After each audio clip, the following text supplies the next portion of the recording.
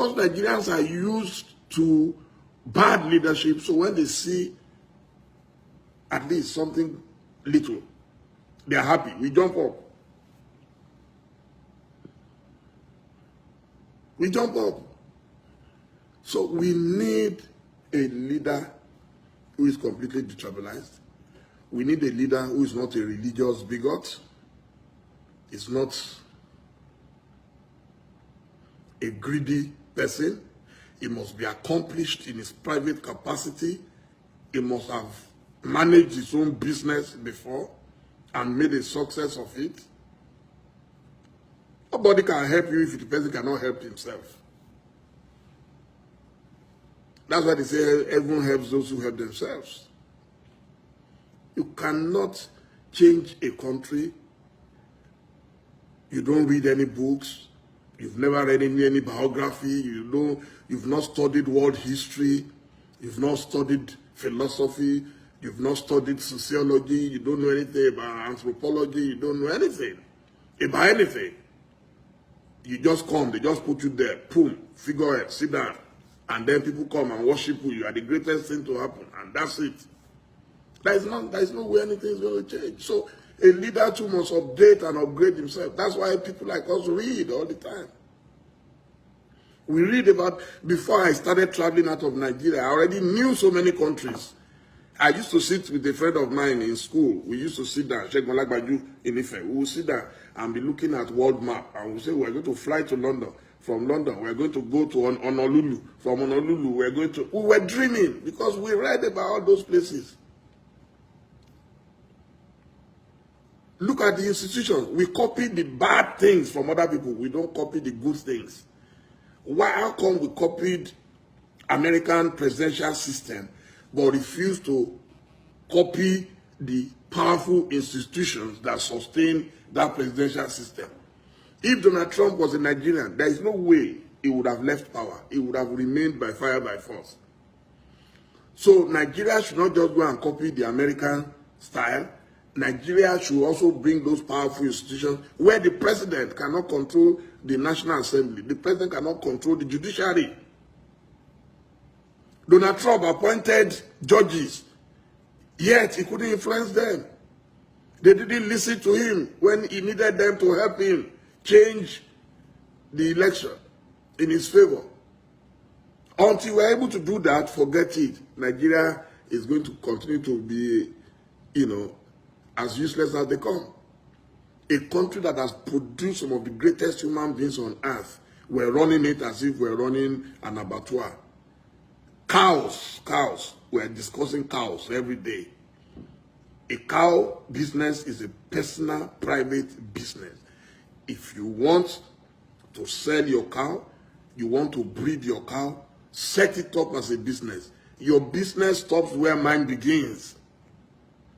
You cannot bring your cow on my farmland and say I have no right to complain.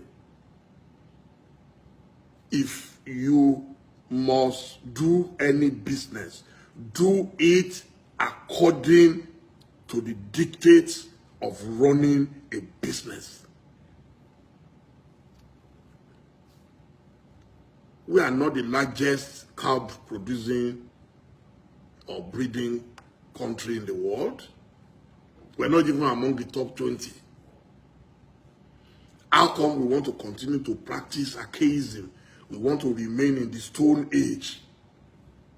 We want to remain in antiquity. People carrying cows up and down inside the bush, inside the forest. And then you endanger the lives of people. A man who studied and went abroad, got his PhD, will come back and one illiterate upstart will just kill him, kidnap him, take his money, kill him inside the bush. Is that how to run a country? So when you say that, then they will say, you don't like government. No, I have Fulani friends. Brilliant. Brilliant. So why do we want to reduce an entire race to cow? It's wrong. It's even unfair on the Fulanis. It's unfair on the hardworking Fulanis. It's unfair on the brilliant Fulanis who went to school. You can't bring everybody down. You should be upgrading people. Make sure more of your children go to school. Don't impoverish them. Don't turn people into ignoramuses. Don't turn people into robots. Spend all the money. You have the power. What is the use of power if you cannot use it to empower your people? It's not to empower a few people to become billionaires, emergency billionaires. It is to empower your children. It's to empower your future.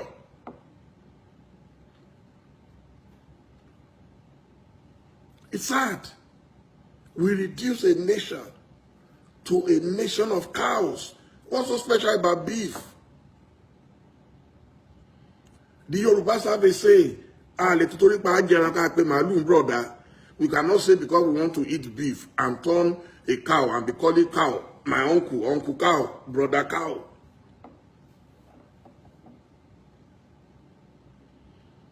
And then we're told that these cattle rearers are not even Nigerians, but they have freedom to come into Nigeria.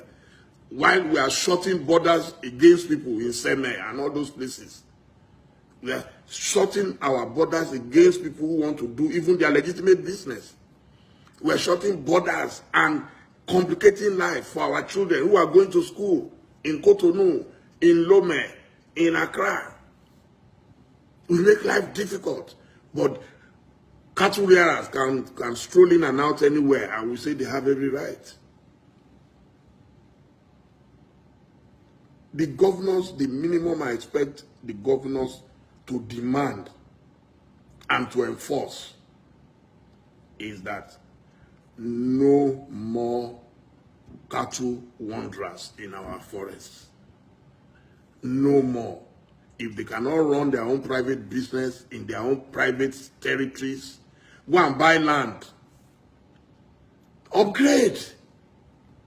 Upgrade. Buy land. If I want to start ovation in Kano today, I must either go and rent a place or buy a place or build a place.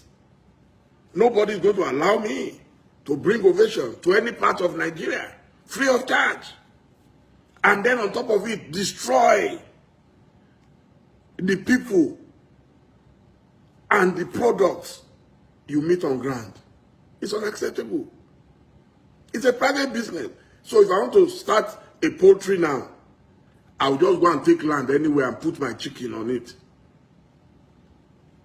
It's a business. And government has no business in cow business.